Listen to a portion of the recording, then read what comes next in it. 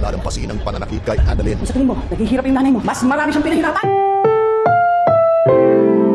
Ang programang ito ay rated SPG. Striktong patnubay at gabay ng magulang ang kailangan. Maaaring may masiselang tema, lengguwahe, karahasan, sexual, horror o droga na hindi angkop sa mga bata.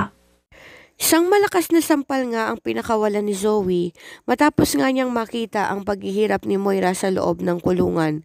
Subalit nang sampalin nga siya nitong si Aling Susan, ay pinamukha nito na kung nahihirapan man si Moira ay mas marami naman siyang pinahirapan noong panahon na nakalabas pa ito at malayang nagagawa ang lahat ng kanyang kasamaan. Umalis nga si Zoe at agad nga siyang pumunta sa kanyang tatay na si Dr. Carlos Benitez. Iyak siya ng iyak at sinabing naawa siya sa kalagayan ng kanyang nanay na si Moira, kaya naman sana ay gumawa ito ng paraan upang makalaya na nga si Moira. Samantala, habang kinulungan nila si Moira sa loob ng CR na punong-puno ng dumi, ay nag-hallucinate na naman itong si Moira na nagpapakita sa kanya si Don Pepe. Halos mandiri nga sila sa itsura at baho ni Moira nung mga oras na yon. Ang hindi alam ni Madam Lotus ay magiging daan nga ito upang makagawa ng paraan si Zoe na mailabas ang kanyang nanay upang palabasin nga na nababaliw na ito.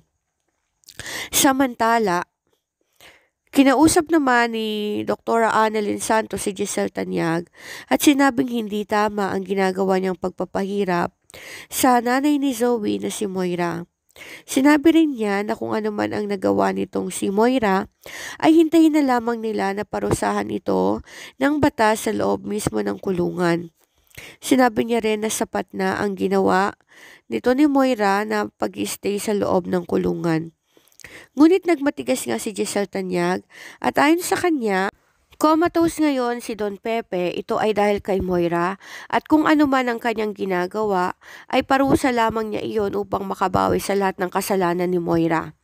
Samantala, na-realize naman itong si Dr. Carlos Benitez na hawak nga siya ni Dr. Javier at nang mainis nga si Dr. Javier sa kanya ay naisip din ito na oras na siguro upang ilabas niya ang buong katotohanan sa pagkatao ni Zoe Tanyag.